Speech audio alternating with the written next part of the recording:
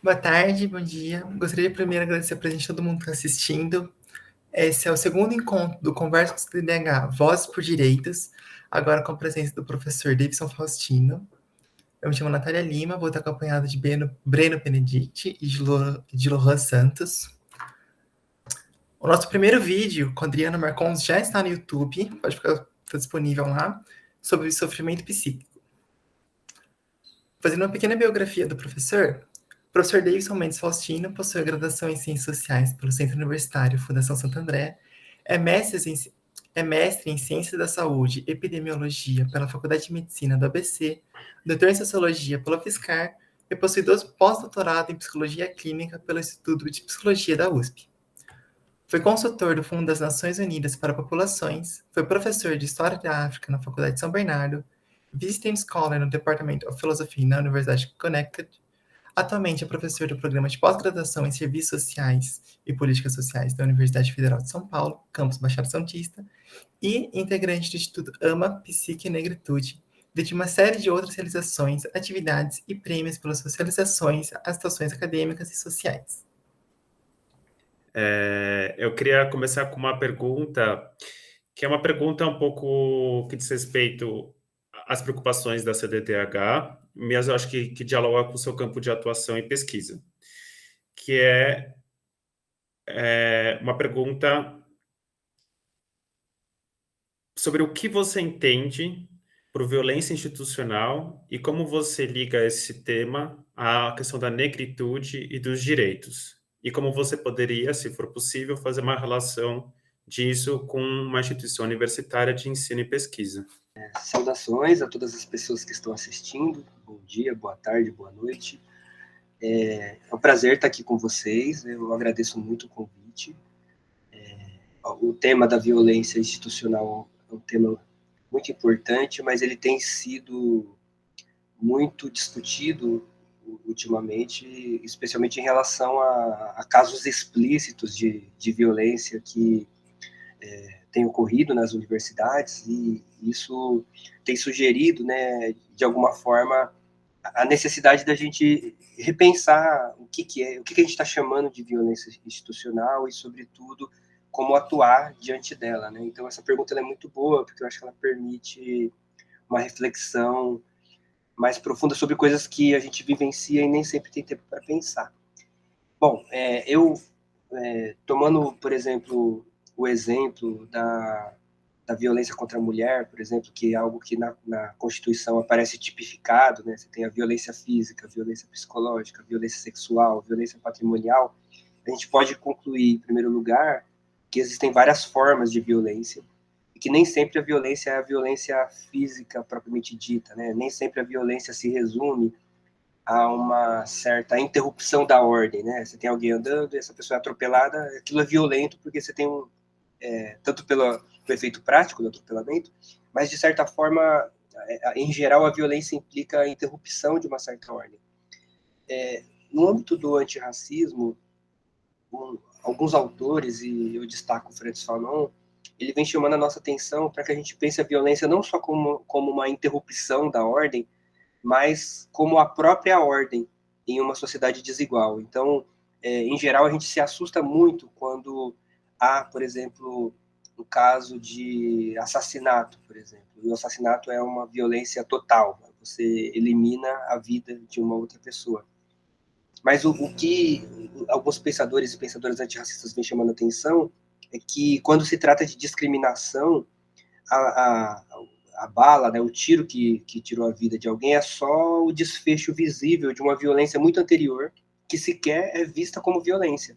Então, se a gente pensar, por exemplo, na violência policial, ela é legitimada por uma noção de humano em que as pessoas negras não compõem essa noção de humano. Se a gente pensar a transfobia, por exemplo, ela é legitimada numa monstrificação das pessoas que não são hétero, que não são cis. Então, antes da violência física propriamente dita, há um conjunto de violências que sequer são pensadas como violências, mas elas são vividas como tais para as pessoas que são vítimas, porque ela implica um certo apagamento de determinados comportamentos, determinadas formas de existência, da própria noção de humano, né? Então, uma criança negra que quando vai procurar sei lá, um filme no YouTube para assistir, a tendência é que o algoritmo a jogue para um youtuber branco. Então, isso por si só já é violento, ainda que o youtuber não seja racista, não faça apologia da violência propriamente dita, nenhum grupo. O simples fato do algoritmo, e o algoritmo reproduz um histórico de busca tanto do indivíduo, mas também de um certo padrão daquilo que é mais acessado, aquilo já implica uma violência, porque para aquela criança aquilo vai ser vivido como uma não existência. Quando ela buscar a própria imagem no outro, no mundo, ela não vai se encontrar naquele referencial que aparece ali. Né? Eu dou exemplo, a gente pode pensar tanto a relação racial, a gente pode pensar a transfobia, a gente pode pensar uma série de elementos que marcam uma forma de violência que ela é sutil, ela sequer é pensada como violência, mas ela é vivida violentamente. Então, o primeiro convite é a gente repensar, inclusive, o que a gente costuma chamar de violência. Né? E aí, eu cito Francis Fanon, que para ele a violência não é só a interrupção da ordem, mas é a própria ordem, não é só a polícia na favela, mas é a própria favela. A favela mesmo que a polícia fosse cidadã, fosse uma polícia legal, o fato de você ter um território que separa quem tem e quem não tem já é violento, ainda que não houvesse tiros. Então, focar a violência no tiro já é um problema que limita o olhar. Agora, quando a gente pensa em dimensão institucional, o buraco fica mais embaixo, né? Porque as instituições elas são criadas por pessoas, por seres humanos, e elas são sempre atravessadas por contradições de uma certa época, de uma certa sociedade, de certas relações de poder, né?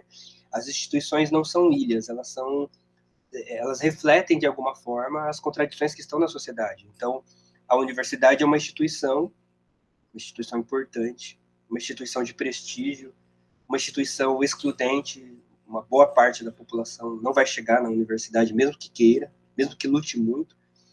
Então, ela é uma instituição que só a existência dela dessa forma já implica uma violência, ainda que não houvesse racismo, não houvesse sexismo, não houvesse transfobia. O simples fato de você ter uma instituição que nem todo mundo pode chegar já implica uma violência logo na entrada. Né? Então, as instituições em uma sociedade desigual também vão reproduzir, de alguma forma, essas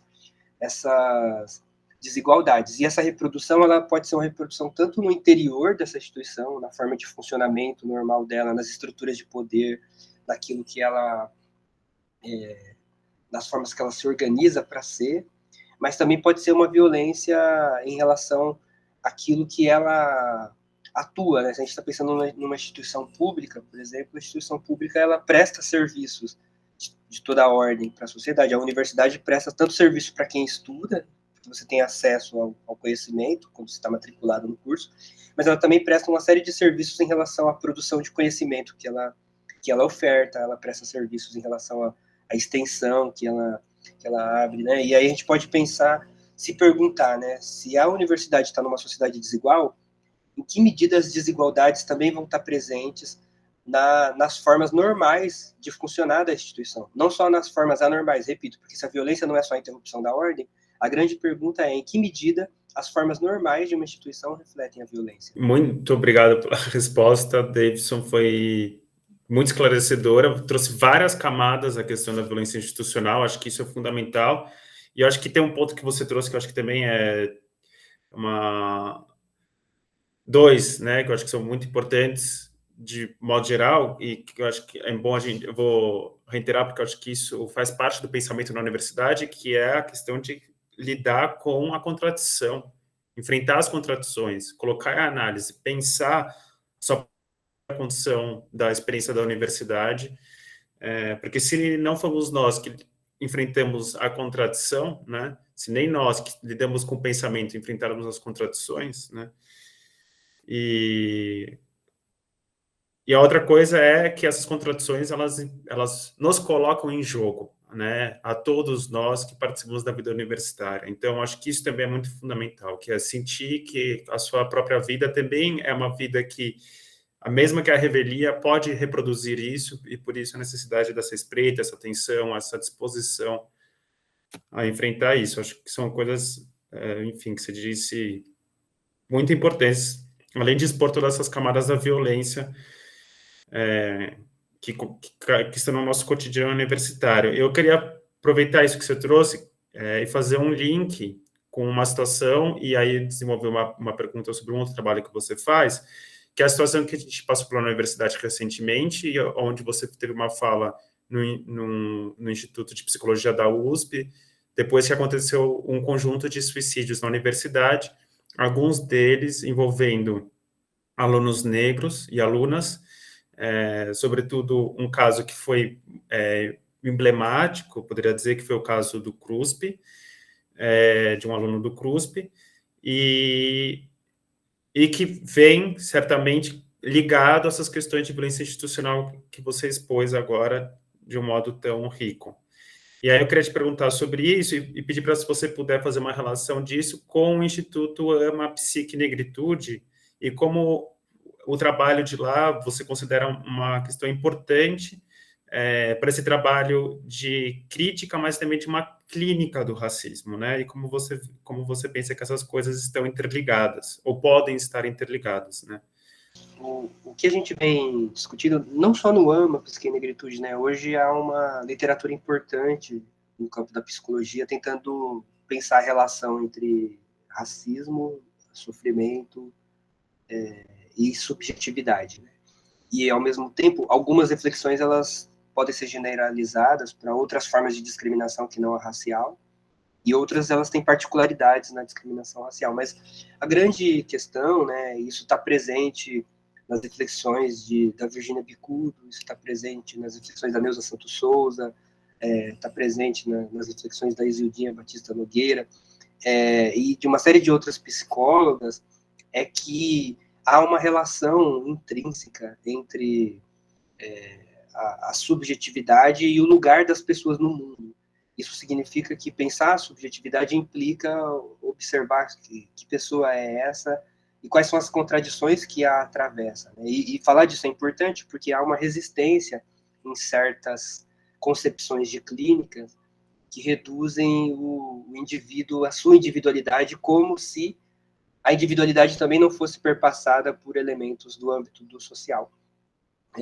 Por outro lado, né, o objeto da psicologia, diferente da sociologia, por exemplo, é o indivíduo singular e como que o mundo se apresenta para ele especificamente. Mas a grande provocação, a grande preocupação do movimento negro no campo da psicologia, das psicologias, é lembrar que o indivíduo nunca é indivíduo fora de uma sociedade. É só em sociedade que a gente chega a ser indivíduo. Então, se coloca, mesmo para uma clínica que tem o interesse em olhar a singularidade, se coloca a tarefa de pensar as contradições que atravessam esse indivíduo. Né? E no caso da nossa sociedade, há um conjunto de contradições que se apresentam na forma de organização social e elas não podem ser ignoradas pela saúde mental. Vou além da psicologia, pensar a saúde mental como um todo. Né? E aí, qual é a grande questão? É que isso não é novidade na psicologia. A própria psicologia já discute isso há tempo. Se a gente vê o Freud, em 1920, não sei o quê, ele já está dizendo que toda psicologia individual é também uma psicologia social. Ou mesmo, se a gente, no caso da psicologia social, se a gente vai nos campos entre os psicólogos russos, Vygotsky, há toda uma preocupação com a dimensão social. Então, isso não é novo. O que é curioso é que, mesmo entre aqueles que concordam existir atravessamentos sociais da subjetividade, há um certo silêncio em relação ao racismo. Esse é o ponto que chama atenção, né? E que talvez só seja explicável num país como o Brasil, cujo até a esquerda bebeu do mito da democracia racial e de uma certa ideia mistificada das relações raciais no Brasil. Né? Então, em torno disso, uma parte do movimento negro mais ligada à saúde mental vem há 30, 40 anos, lembrando que o racismo ele é um termo que a gente usa na saúde coletiva, mais do que na psicologia. O racismo é um determinante social de saúde. O que está fora de nós, com o que se apresenta a nós. E para a criança negra e para a branca, o branco é o único referencial de humanidade que é sistematicamente apresentado e repetido. E, ao mesmo tempo, quando o negro aparece, em geral, aparece em situações exóticas, ou em situações degradantes, ou em situações demoníacas, ou em situações, no mínimo, indesejáveis de estar. Então, aliás, né, o Fanon fala que a pessoa negra descobre que ela é negra quando alguém a xinga, geralmente na infância, inclusive. Então, a relação da criança, estou falando da criança, mas isso não se esgota na infância, vai acompanhar a pessoa negra até o final da vida. A relação do indivíduo vítima do racismo consigo é uma relação sempre de desconforto com aquilo que se é, porque aquilo que se é dificilmente é validado pela autoridade, pela sociedade, pelo outro, já que o padrão é diferente de si, o padrão é sempre branco. Então, há um sofrimento que está colocado na própria experiência vivida, na experiência psíquica, em uma sociedade racista, né? E aí, algumas pessoas chegam a adoecer por conta disso. Se a composição se a imagem sobre nós depende da forma que nós somos vistos, ou que nós nos percebemos vistos na relação com o outro, se o outro só me vê como monstro, só me vê como selvagem, só me vê como ameaça, a tendência é que eu também me veja como ameaça, mas ao mesmo tempo uma ameaça sobre a qual eu não posso abrir mão totalmente. Por mais que eu tente abrir mão de mim mesmo, uma vez que eu interiorizei esse olhar do negro como ameaça, eu não consigo. Né? Então, há implicações psíquicas do racismo na relação das pessoas negras com a sua própria identidade que implicam intensos sofrimentos, e muitas vezes esse sofrimento não tem lugar na clínica. Às vezes, das pessoas negras que conseguem ter acesso à clínica, num país em que a clínica também é algo elitizado, que também depende da mediação do dinheiro, numa sociedade em que as pessoas negras são a maioria entre os pobres e os miseráveis. Mas quando a pessoa negra consegue chegar na clínica para falar da dor provocada pelo racismo, ela ouve que, mas deixa isso para lá, não é bem assim, você não está vendo direito. Então há uma segunda violência no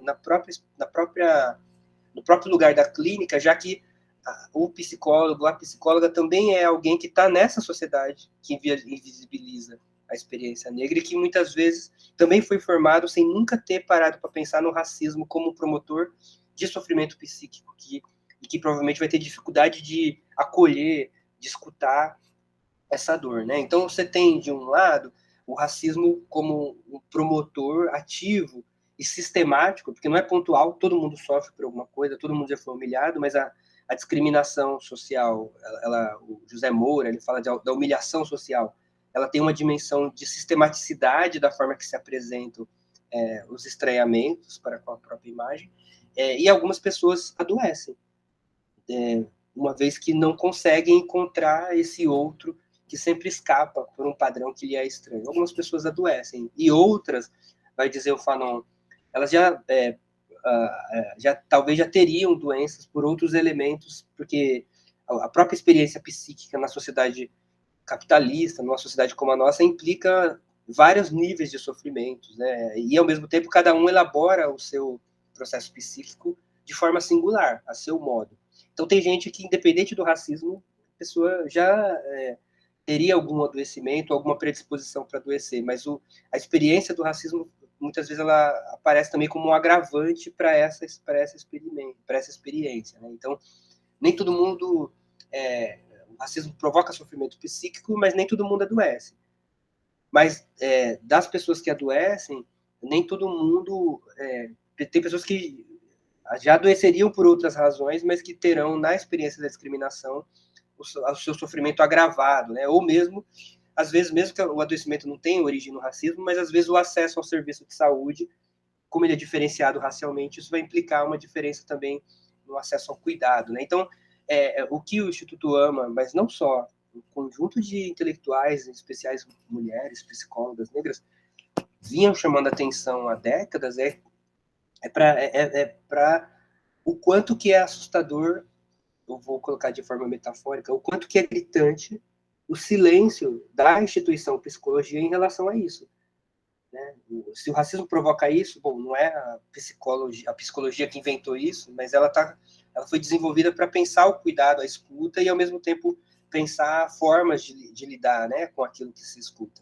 Agora, se há uma surdez em relação a isso, o que isso nos diz sobre a psicologia? O que isso nos diz sobre a universidade? Né? E aí a resposta é previsível. Só o racismo explica, num país como o Brasil, a gente ter uma massa de profissionais, né, da saúde mental, mas eu poderia falar das ciências sociais, poderia falar da filosofia, poderia falar que são formados sem que essas discussões apareçam como objeto da sua formação. Né? Então,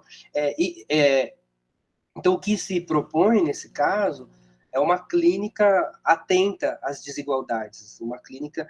Agora, isso traz vários desafios, porque estar atento à desigualdade não significa que, bom, se o racismo pode provocar adoecimento, então, antes de ouvir o Davidson, eu já concluo que o Davidson é um surtado, porque ele é negro, então ele sofre racismo. Então, eu já concluo que ele só provavelmente é um surtado. Se eu faço essa operação de forma mecânica, eu também não consigo escutar o Davidson de novo. Eu vou escutar a sociologia e o que diz sobre os negros, mas o Davidson é mais do que isso. O Davidson é o Davidson. Então, o grande desafio para a área da saúde mental como um todo é pensar como, ao mesmo tempo, não invisibilizar as desigualdades e, ao mesmo tempo, não reduzir as pessoas a ela de uma forma que apague a sua singularidade, porque ainda que todas as mulheres vivenciem o machismo, tem umas que vão buscar algumas respostas que outras não vão buscar, tem umas que vão...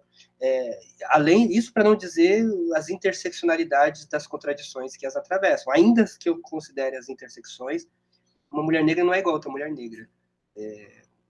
Não só porque tem negras lésbicas, negras da periferia, mas porque cada pessoa é singular e o papel da clínica é esse. E se isso se perder, mesmo que de forma bem intencionada, a gente também não consegue escutar aquele indivíduo. Então, esse é o debate que a gente tem feito no âmbito do Ama Psique e Negritude, e a gente tem sido muito convidado para discutir isso no âmbito da universidade, porque a universidade é um espaço de sofrimento intenso para todo mundo. Não dá para passar pela universidade sem ser lapidado, né? Eu costumo dizer, retomar aquela poesia do Gilberto Gil, Drão, aquela música, Drão, tem que morrer para germinar, e de certa forma o processo formativo, ele implica a gente morrer enquanto um lugar anterior que a gente vinha, para renascer num outro.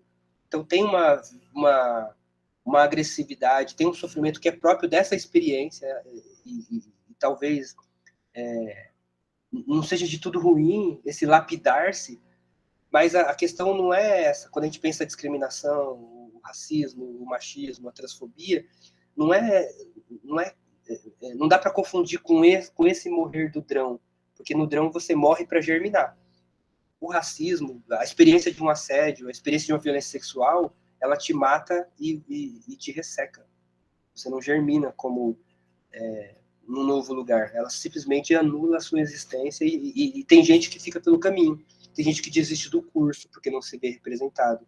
Tem gente que adoece quando entra na universidade. E a gente pode se perguntar, inclusive, o quanto que as discriminações implicam em menor rendimento, já que a grande preocupação é o produtivismo. A gente poderia se perguntar o quanto que as discriminações, ou a não existência, né, de políticas efetivas contra as discriminações, também, de certa forma, impede que a produtividade seja mais efetiva nas instituições de ensino. Né? Mas, sobretudo, tem gente que adoece, tem gente que desiste, e tem gente que tira a própria vida. Talvez a gente poderia se perguntar, mas será que foi só por causa da universidade? Não, geralmente, nunca é só uma coisa. Sabe? A vida é louca. Mas, ao mesmo tempo, a gente pode se perguntar o quanto que a experiência de não existir para o outro num espaço de poder pode ter agravado a sensação de desamparo, a sensação de desespero. Né? Então, ainda que eu tente fugir de uma resposta simples e fácil, não dá para tirar a responsabilidade da instituição, que é uma instituição tão importante na vida das pessoas que passam por ela, especialmente quando ela não se pergunta sobre qual é o seu lugar nas relações de poder, né? E aí a gente tem casos muito sérios, muito tristes, assim, né? Quando uma pessoa tira a própria vida, a vida de quem fica em ruínas, né? Então você tem processos de sofrimentos de toda a ordem que se dão no espaço da universidade. A universidade precisa se debruçar sobre isso, porque não existe indivíduo fora de uma sociedade, né? Então esse indivíduo que é um estudante, tira a vida, e que passou pela universidade, alguma coisa na universidade precisa ser debatida, ainda que os fenômenos, o suicídio, por exemplo, é um fenômeno complexo, né? A violência é um fenômeno complexo, então não dá para ter resposta simples, mas não dá para tirar a responsabilidade da instituição enquanto um espaço onde as pessoas passam uma parte importante da sua vida. Resgatando, seguindo nessa mesma linha, assim, acho que você trouxe bem claro quanto que a instituição pode permitir. E eu fiquei pensando numa questão muito que eu vejo muitas feministas negras trazendo, né? Por exemplo, da Hill Collins, que ela fala, o outsider within. Então, o pesquisador negro, a pesquisadora negra, ela entra na faculdade, mas ela fica em entre lugares. E eu vejo muita gente comentando como que você pesquisa tenta pensar uma filosofia negra, uma filosofia autocentrada, dentro de uma instituição tão racista, tão machista que nem uma universidade. Eu queria saber justamente como que você pensa assim, a presença de corpos negros dentro da academia, de produções de pensamento negro nesse lugar, seus limites e as suas contradições, mais ou menos.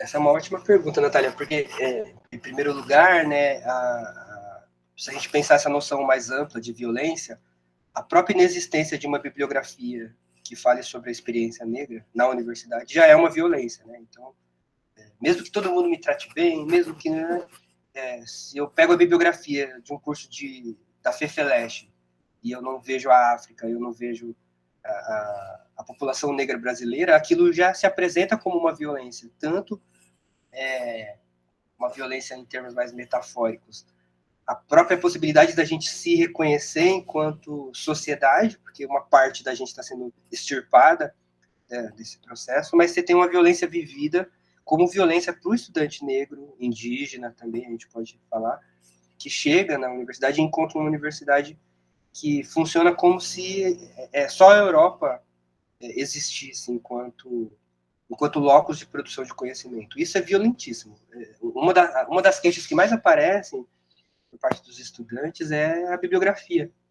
É muito engraçado, se a gente faz um levantamento sobre formas de violência na universidade, pergunta para estudantes negros e indígenas, você não tem a polícia dando borrachada quando o estudante chega, mas às vezes tem algo que dói mais, que é a bibliografia.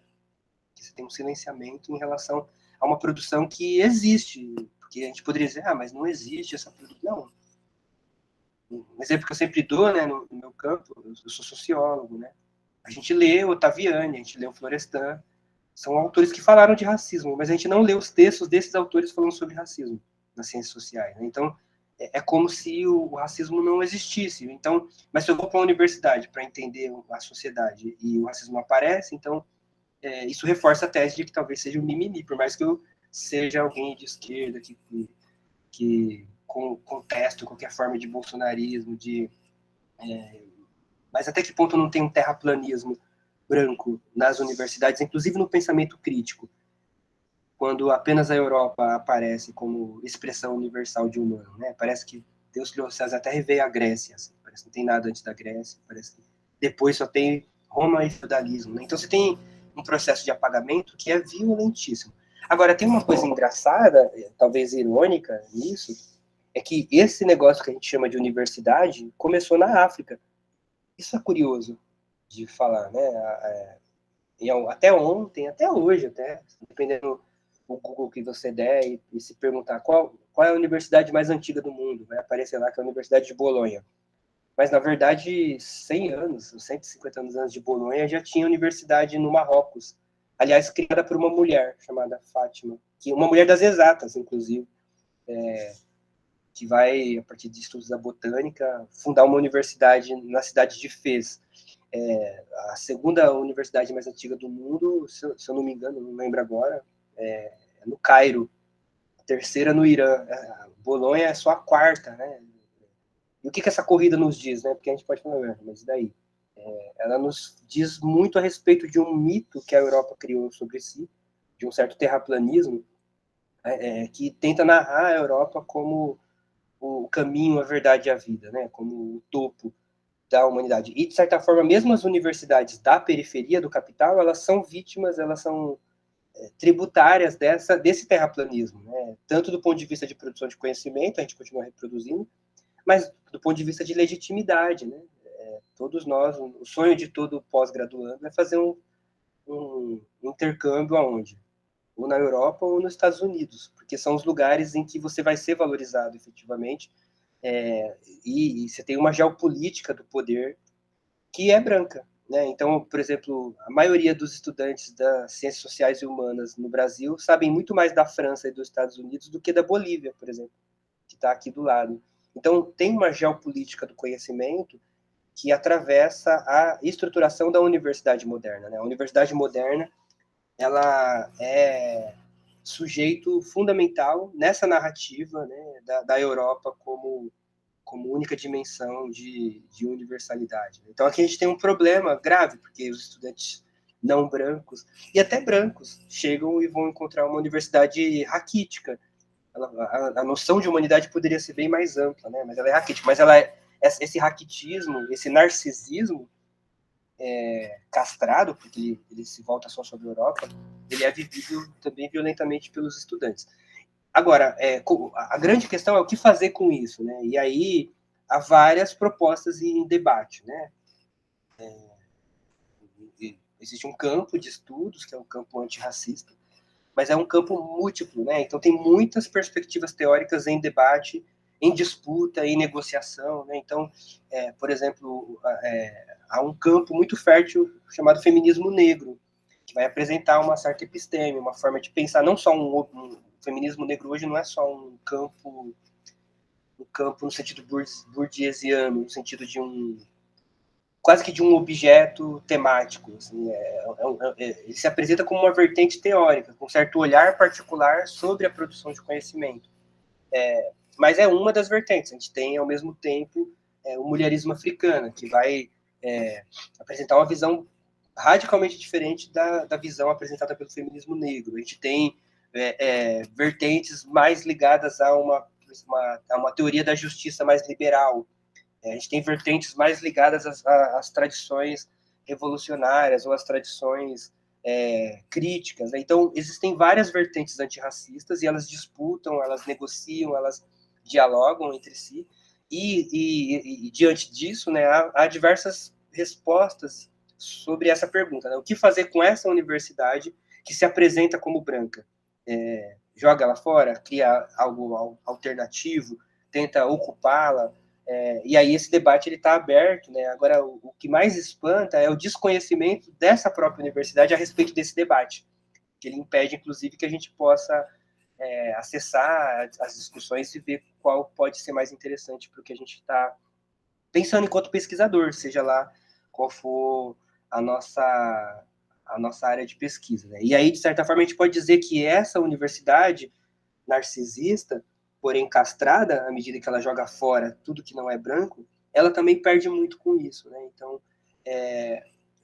imaginemos, né, como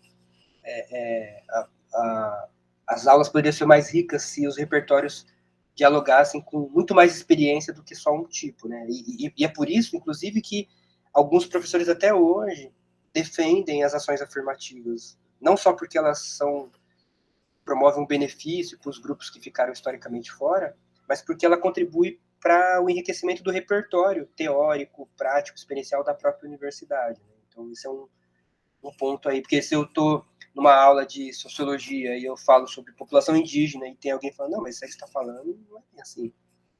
É diferente, Aruac, de Krenak, então, aquela aula vai ganhar um outro lugar, né? Ou se eu estou falando aqui de deficiência e tem alguém falando, não, mas na teoria CRIP não é assim. Ou estou colocando como contraposição, mas não precisa ser contraposição, pode ser uma própria construção partilhada do saber, né, que se enriqueceria se a universidade deixasse de ser deficiente nesse sentido de exclusão daquilo que difere, né, da norma. Mas há só um comentário, mas há uma invisibilidade sistemática de saberes que se produzem, inclusive dentro da universidade, por intelectuais não brancos, não homens, não héteros, não cis, então, isso também acho que é algo que vale a pena dizer, né? Por exemplo, do lugar de visibilidade de algumas produções, porque a visibilidade, às vezes, ela se confunde com qualidade teórica. Então, parece que quem é mais conhecido talvez seja melhor, porque explica melhor o campo, e às vezes é só mais visível porque teve mais acesso aos meios de visibilizar determinadas posições, né? Então, há uma invisibilização de uma produção feita por pessoas não hegemônicas, que implica também uma marginalização desse debate que a gente está fazendo aqui dentro da academia, né? E acho que é importante falar disso, porque ela tem várias implicações práticas, assim. E, por outro lado, tem um outro lado, por outro lado, tem uma outra dimensão, que é uma certa guetificação do debate. Então, quando se fala daquilo que se chama de universal, as pessoas negras não estão. E, por outro lado, quando as pessoas negras só vão aparecer no debate específico do Dia da Consciência Negra, da Semana da Consciência Negra, do seminário sobre o negro. Mas no seminário que não tem o adjetivo, essas experiências não aparecem, né? Então, o efeito disso é muito ruim também, porque você tem um conhecimento de alta qualidade circulando nesse gueto, mas é um gueto que não consegue influenciar no cânone e nos debates hegemônicos. Mas, por outro lado, eu tenho vivido isso na minha universidade. Por ser alguém que estuda o racismo, então, tudo que tem racismo, a universidade vai recorrer a mim. E com isso eu não consigo mais pesquisar, não consigo mais... Eu consigo, né? Mas, além de pesquisar, eu vou ter que mediar um caso de racismo do professor com o aluno, do aluno com não sei quem. E aí algo que seria da instituição acaba ficando nas costas dessa pessoa que se dispõe, que dá sua vida ao tema, e aí a instituição não precisa resolver porque já está nas costas daquela pessoa, e aquela pessoa agora tem uma tarefa a mais. Então, o peso, por exemplo, só para vocês terem uma ideia, né, o que tem de estudante que me procura com a seguinte frase: professor, você pode me orientar, pelo amor de Deus, porque eu estou num departamento que não tem ninguém que fala disso. Aí, beleza, eu pergunto, tá, mas o que você estuda? Às vezes a pessoa estuda, sei lá, literatura comparada de Angola, e eu não sei nada disso. Eu estudei saúde da população negra e pensamento intelectual antirracista, mas eu acabo tendo que acolher, às vezes, uma quantidade absurda de estudantes, porque a instituição não tem mais intelectuais antirracistas no seu corpo docente. Então, essa ausência sobrecarrega as poucas pessoas que estão mobilizadas em torno de determinados temas, né? Então, isso vai ter consequência na corrida produtivista, capitalista da universidade. Você vai ter um professor com muito mais tempo resolvendo problemas institucionais do que tentando alcançar os padrões quais das galáxias, né? Então, estou dando um exemplo pessoal que não é pessoal, ele reflete uma situação institucional.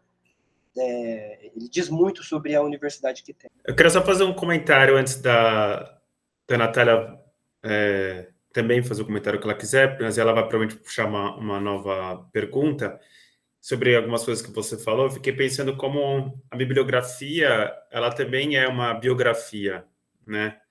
E aí ela vai compondo essa história onde quem são aqueles que podem compor a sua biografia, né, com essa bibliografia. E uma outra coisa que eu também, enfim, fiquei pensando sobre a questão da universidade, a partir das coisas que você trouxe, que são muitas, poderia, né, estudar muita coisa para pensar e para conversar, e para pesquisar, inclusive, e para transformar, né? Mas a universidade, que nem você estava falando, eu fico pensando como ela é muito menos hétero do que ela se acredita, a sua história, do que ela se mitifica. Acho que até pelos estudos do Foucault, isso aparece muito, né? Ela é muito menos branca, inclusive, do que ela se narra, né? E dentre outras coisas, né? Mas é impressionante como ela é atravessada por essa obsessão em ser uma reprodutora desse lugar, que seria um branco, heterossexual, homem, né? Em vários dos seus âmbitos. Aliás, um comentário rápido sobre isso, né? A universidade é perfeito, né? A Lélia Gonzalez ela fala do racismo como uma neurose brasileira, né? Porque o racismo ele implica tanto uma animalização das pessoas negras, mas também uma crise do próprio branco consigo, ao olhar no espelho e ver que ele não é tão branco como ele gostaria, ou como o próprio padrão europeu coloca, né? Então, quando não é a França, é Miami; quando não é Paris, é Miami; quando não é Birmingham, eu não sei, mas há sempre uma ideia que talvez esteja na raiz do complexo de vira-lata, de que aquilo que está fora é melhor do que está dentro, e isso é algo que atravessa, inclusive, as classes dominantes, não é? Então, nesse sentido, a Lélia chama atenção, né, da gente que falar de racismo não é só falar do negro, coitadinho do negro, vamos falar do negro, mas é entender melhor o Brasil, é entender melhor algumas opções da forma de organização do próprio país, né? E esse é um ponto. Um outro ponto, você coloca, né, o Richard Muskov, agora não vou lembrar o sobrenome dele, ele vai falar do desejo da nação, né? O quanto que as escolhas das classes dominantes no Brasil, desde da gênese desse projeto nacional, de identidade nacional, eles tiveram sempre a branquitude ou a brancura como um alvo, como um horizonte a ser seguido, e, de certa forma, a produção de conhecimento, ela reflete isso, né? Ela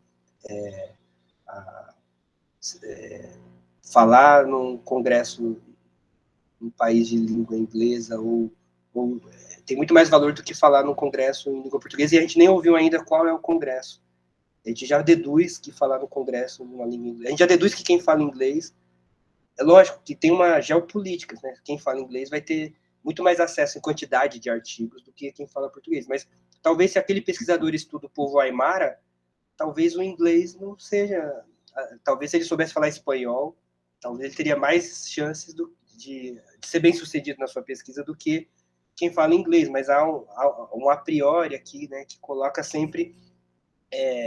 que reproduz essa geopolítica do poder na produção de conhecimento, né? Então, falar sobre isso é fundamental, porque tanto isso gera sofrimento, mas, repito, né, empobrece as nossas possibilidades de apreensão do mundo.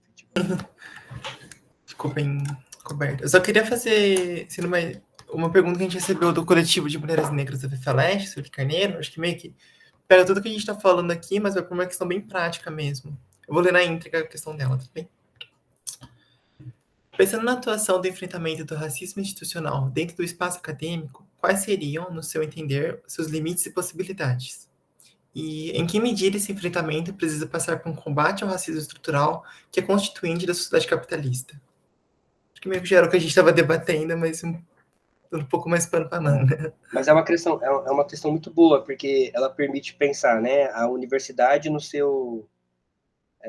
sua localização socio-histórica. A universidade é uma instituição de uma época, da nossa época, e ela tem uma função que na nossa sociedade é formar elite. E isso implica já, desde cara, um conjunto de relações de poder, né? Uma vez eu ouvi alguém falar, eu não lembro quem, infelizmente, que a universidade, numa sociedade desencantada, né? Pegar a ideia de desencantamento do mundo, numa sociedade desenraizada, numa sociedade laica, a universidade é um resquício da nobreza aristocrática.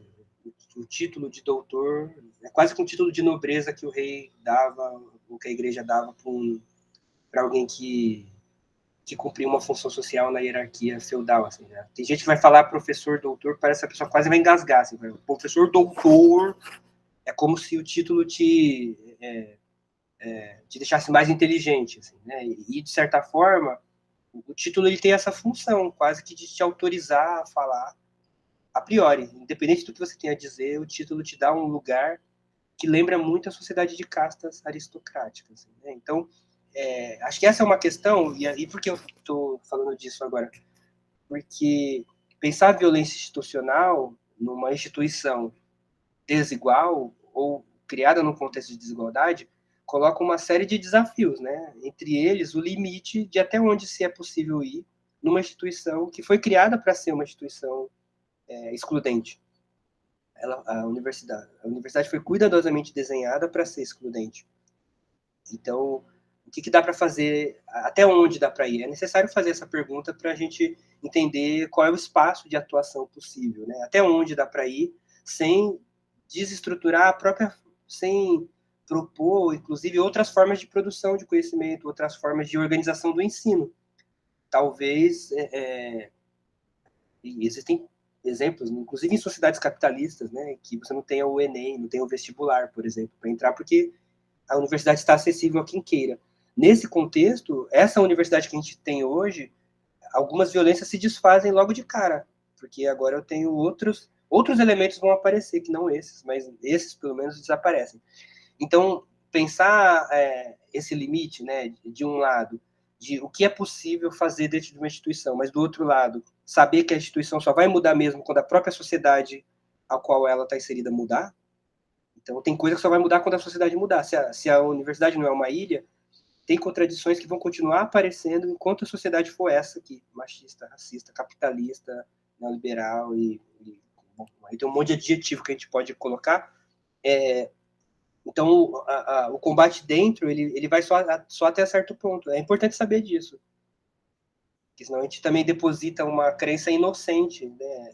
A gente não vai criar uma Wakanda enquanto a sociedade fora dela for. Aliás, porque Wakanda também é um mito hollywoodiano, é preciso lembrar. Então, enquanto a sociedade for desigual, a universidade também vai ser. Então, o que a gente faz?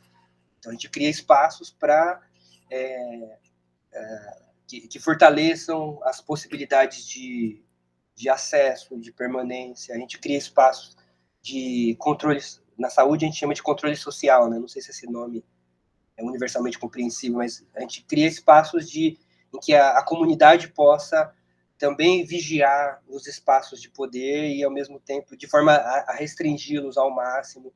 A gente cria espaços de autoajuda, a gente cria espaços de denúncia, a gente cria espaços de... A gente usa esse espaço ao máximo, mas é preciso lembrar que algumas violências só vão deixar de existir dentro da universidade quando elas deixarem de existir fora. Agora, a universidade tem um papel fundamental também no fora, né? Porque se ela dá o título doutor, professor, doutor, pós-doutor, nem tem pós-doutor, esse título nem existe, mas as pessoas se sentem assim, muito especiais com eles. Se ao mesmo tempo ela dá o título, ela também autoriza a disputa pelas ideias fora dela, né? Então, quando você tem o título, você às vezes é convidado para dar uma entrevista no jornal local, no jornal nacional, no jornal não sei o quê, e a sua voz vai ter uma escuta que às vezes não teria. Então, ela ainda que as tretas não vão se resolver no interior dela, não é um espaço que se deve abrir mão politicamente. Os movimentos sociais que, na tentativa de denunciar o papel de poder dela, abrem mão dela, acabam, lógico, eu sempre insisto que a universidade não é o único espaço de produção de conhecimento, mas ela é um espaço que, nessa sociedade, é um espaço fundamental para ser disputado. E se ele vai ser disputado, a gente precisa disputar também as condições de estar nele, não só a inserção nele, né? Então, pensar o combate às violências, o combate sistemático, pensar como esse espaço pode ser um espaço educativo, inclusive no sentido de percepção das violências, é também disputar as concepções de formação que estão em jogo, né? Então, uma pessoa que participa do movimento estudantil, ela vai, independente do curso dela, lógico que tem gente que vai para o movimento estudantil e às vezes não consegue estudar também, mas do ponto de vista do aproveitamento, ela vai ter uma visão muito mais ampla daquilo que ela está estudando, propriamente dita.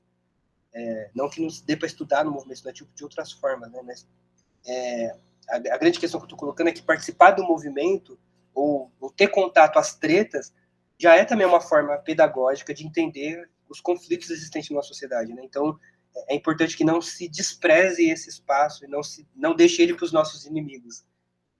Até porque, pelo menos os atuais, né, dá para ver que eles são bem menos preparados, vou dar uma de Enéas, né? Não tem preparo. Mas os atuais gestores do poder, do ponto de vista intelectual, eles são bem menos preparados do que o pensamento crítico que se coloca como oposição. E isso já coloca uma outra pergunta. Bom, se eles são tão menos preparados, por que é eles que ganharam e vocês não? Talvez tenha problema em nós também que a gente não esteja vendo, quando a gente só olha para eles. E eu acho que a universidade permite fazer essas perguntas, permite fazer autocrítica, e isso é algo que nem em todo lugar é possível. Então, mas fazer autocrítica, lutar dentro, implica pensar esses limites. Então, eu acho que essa pergunta ela é muito boa, né? Eu acho que tem coisa que só se resolve quando acabar o vestibular. Tem coisa que só se resolve quando... Mas para acabar o vestibular, numa sociedade que jovens negros não conseguem terminar o ensino médio porque tem que trabalhar, também não resolve. Então, tem um conjunto de transformações no âmbito estrutural que precisam acontecer para que A gente tem a outra universidade, mas eu não vou esperar também isso acontecer para tomar partido de alguém que se suicidou ontem. Eu também não vou esperar uma revolução socialista para discutir transfobia no currículo pedagógico. Eu não vou esperar a revolução do ensino gratuito, de qualidade, para poder discutir violências que acontecem na aula, de professor com estudante, de estudante com estudante. Então, acho que isso é fundamental de pensar e é para hoje.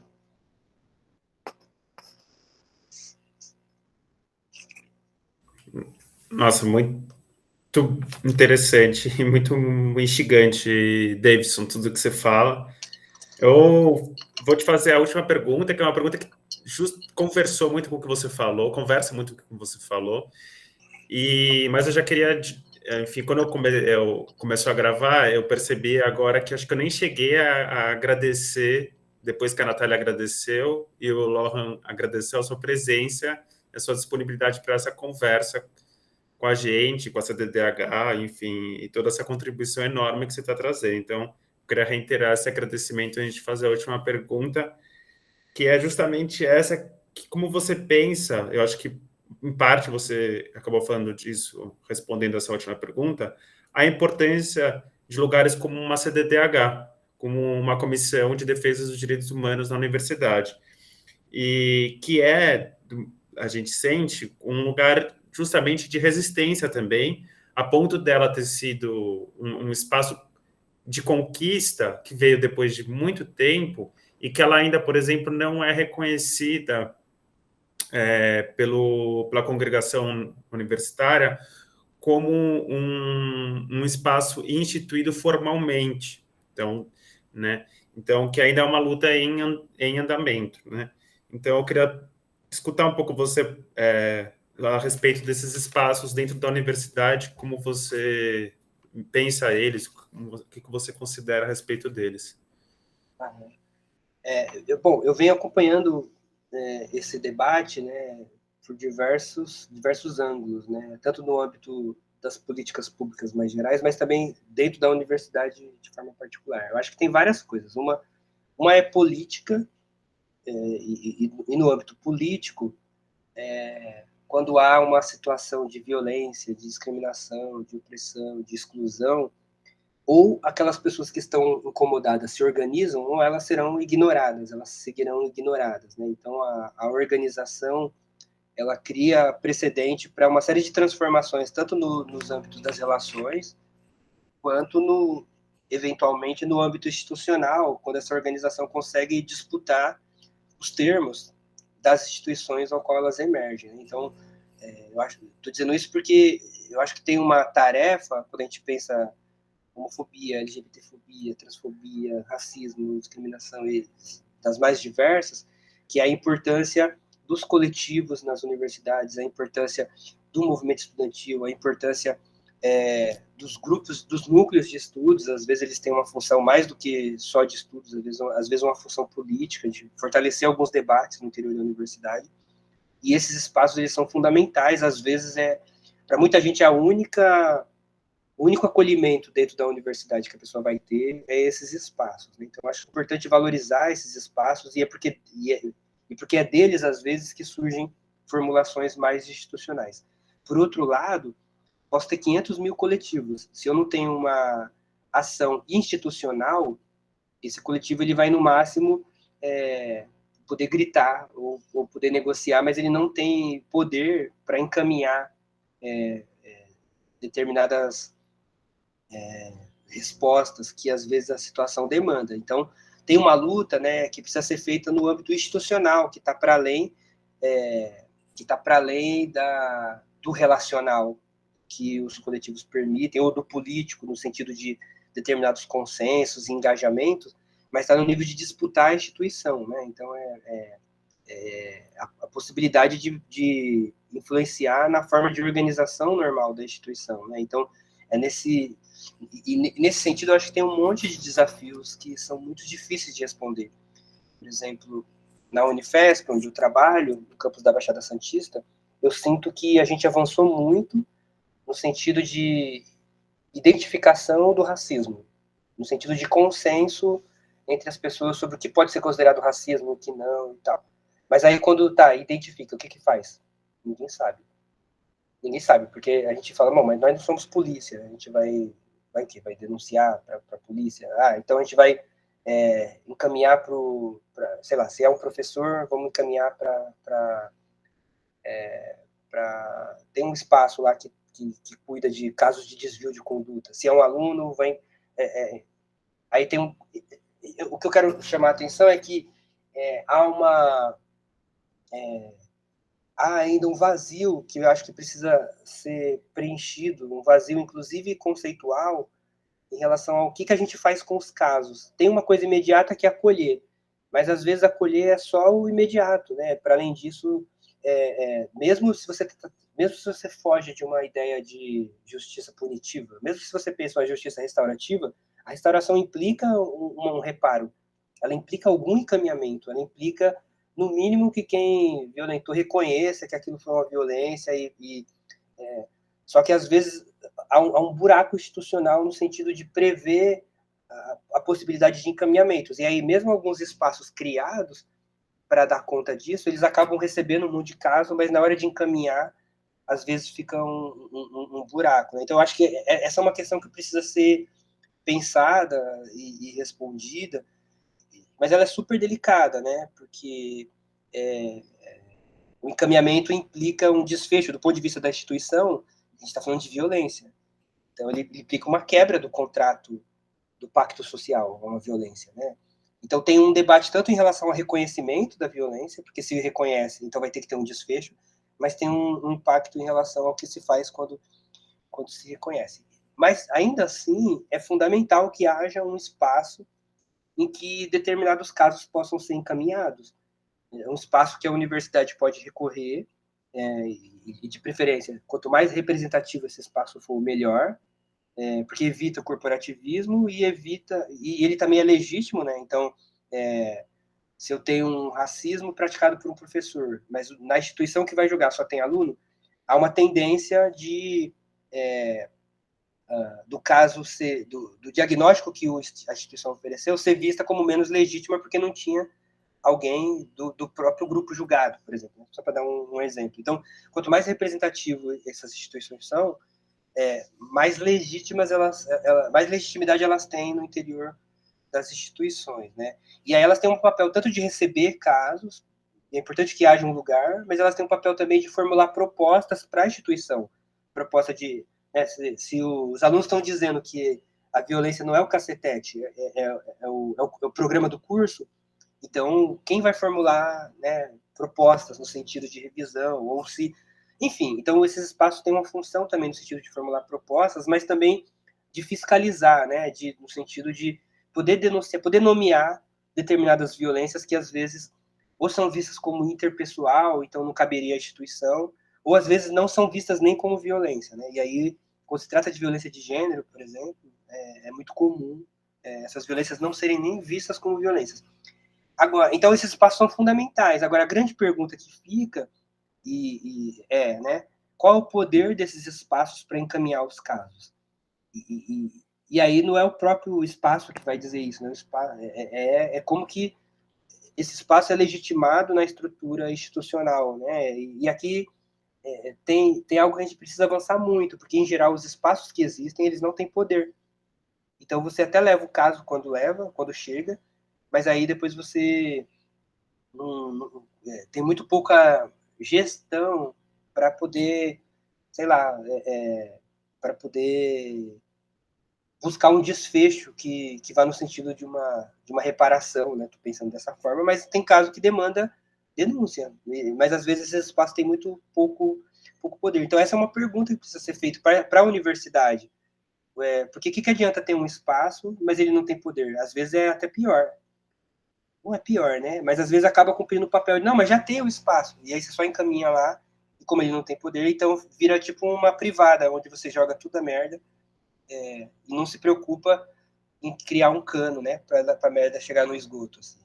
Tipo, ela vai ficando ali, e as pessoas que estão ali vão adoecendo, porque às vezes elas não dão conta de responder, elas vão sofrer junto, ou elas se violentam também, porque É tanta treta que vem. Então, essa é uma pergunta, né? Qual é o poder institucional desses espaços?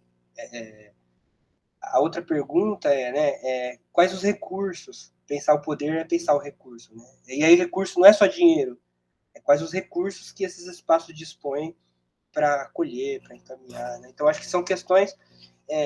E uma terceira que me preocupa tem a ver com essa minha experiência como militante antirracista, né? A gente viu isso numa época em que havia uma resposta, o movimento negro demandava políticas de igualdade racial e muitas prefeituras, muitos estados, o próprio governo federal vai criar, por exemplo, a Secretaria Especial de Política de Promoção de Igualdade Racial, com o objetivo de dar conta da temática do racismo. Só que aí o que vai acontecer, né? Tem algo que o Fanon alerta, que é bem curioso, que é a especificação das pautas, né? Então, por exemplo, o racismo diz que o branco é universal, o branco é o caminho, a verdade e a vida, e o preto, quando aparece, ele só aparece no específico. Então, o que acabava acontecendo em muitas secretarias? Os debates raciais ficavam ali no específico, na secretaria especificamente criada para isso, mas ele não conseguia sair dali e nem influenciar, até porque não tinha poder para influenciar, os espaços ditos universais, né? Então, você tinha uma concentração do tema nesses lugares, mas uma dificuldade de pautar as outras instituições, a pró-reitoria de não sei o quê, e o conselho de não sei o que lá, né?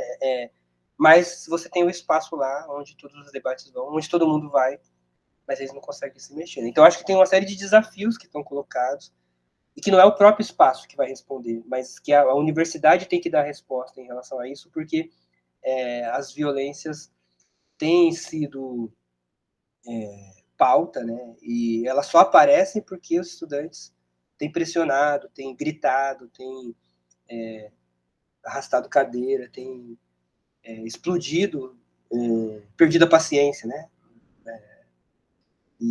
Mas acho que ainda a gente precisa avançar muito nesse aspecto, para além desse momento que estamos, assim, né? Que ele já não é pouca coisa, mas ele ainda implica um certo lugar que às vezes acaba não resolvendo, assim, trazendo uma série de questões aí que eu acho que a gente vai demorar um pouco para dar conta. Assim. E que eu acho que a gente só vai dar conta com mobilização política, não é só com a negociação institucional interna, porque são relações de poder que só se combatem com, às vezes, com cadeira no corredor, com quebra da ordem. Mas são fundamentais, eles são um avanço. Esses espaços representam um grande avanço na história da universidade, que até ontem fingia que não existia nenhum desses problemas. Eu queria fazer só uma última perguntinha, eu não sei se... Não, enfim. Acho que durante toda essa conversa eu fiquei pensando muito, principalmente nessa fala final, né, o quanto que essa conversa vai gerar para um debate para a gente do CDDH, para a gente dos coletivos, pensar como que a gente se articula. Daí eu queria perguntar para você, já que você tem um AMA, tem um próprio conhecimento do Fanon, o que seria um acolhimento humano? Você pegar uma pessoa que sofreu um caso de racismo ou um sexismo e você poder acolher, poder ouvir essa pessoa de uma forma humana.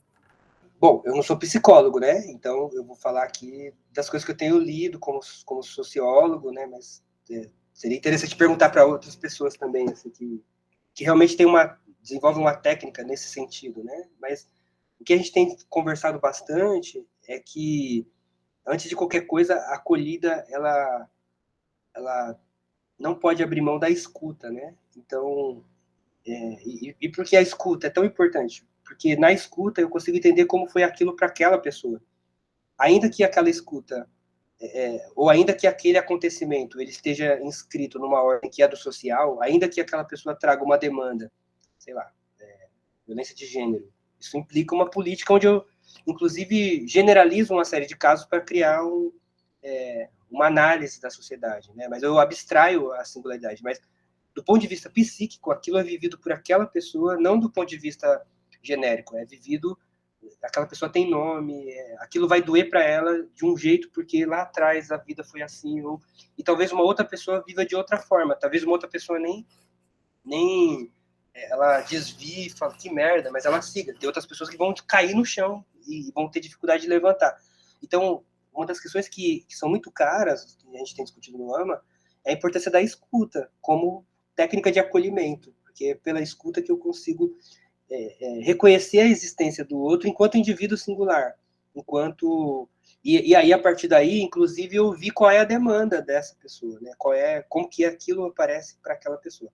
Agora, para além disso, tem uma outra dimensão que esbarra no que a gente estava falando, né? Que depois da escuta vem o encaminhamento, e aí é importante pensar de um lado, né? E às vezes não é a mesma pessoa, às vezes não é a mesma instituição, mas é importante pensar que às vezes as pessoas que buscam uma instituição, elas buscam para ser acolhidas, mas elas também buscam pedindo ajuda para algum desfecho possível, né? E aí eu acho importante também não perder de vista essa dimensão, para que a instituição não seja só o espaço de vem aqui chorar, que nosso ombro está aí, mas tipo de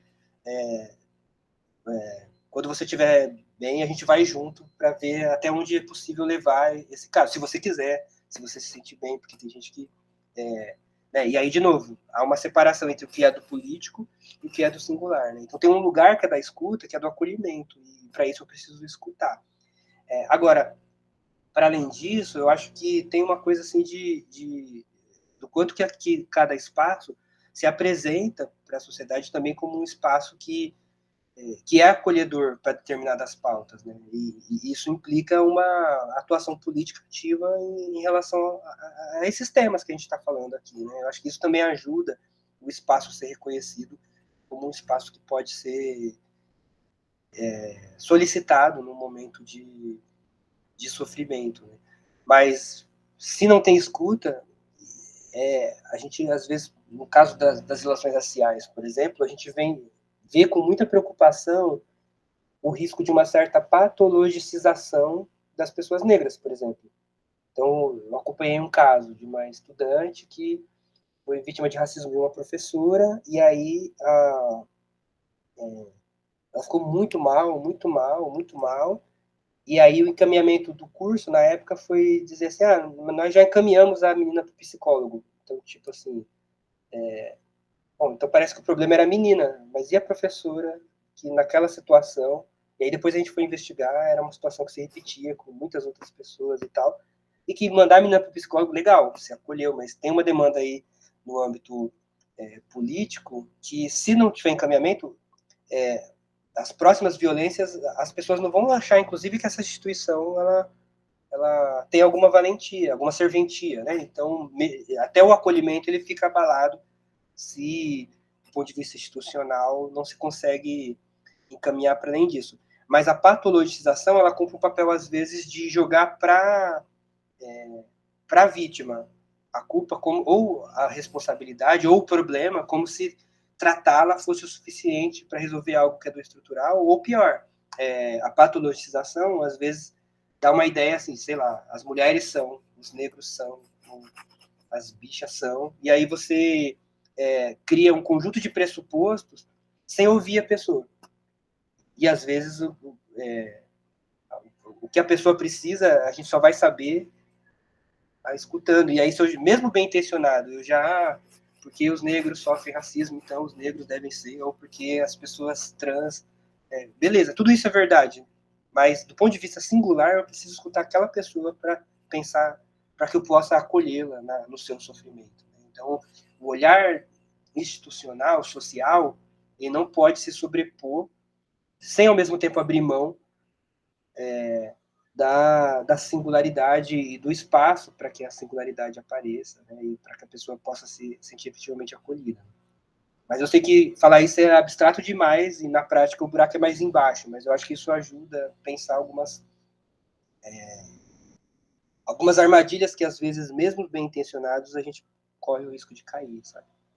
Mas eu acho que merece ouvir também profissionais mesmo, mas aí eu não me arrisco a avançar nesse sentido, por não ter repertório. Eu fiquei... Bom, primeiro, obrigado, porque acho que isso daí é uma coisa importante, com a qual a gente, como a Natália falou, com a qual a gente se debate, a pergunta dela foi muito importante por isso, que é um tema sensível, essa DDH, essa questão do acolhimento, mas também é isso, né? Como fazer um acolhimento sem fazer uma patologização, sem desconsiderar que há uma questão social e política do sofrimento psíquico e que precisa ser levado a cabo, Enfim, como acho que eu escutando você, eu fiquei pensando um pouco como, enquanto um coletivo, como a gente cuida desses problemas que não são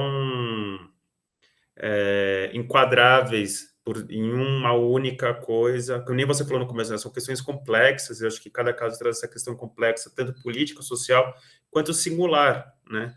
Sem perder o singular e sem perder as questões políticas. E, enfim, na verdade, a gente tem que encerrar, Davidson, então eu queria saber se você quer fazer uma consideração final, ter uma fala de encerramento.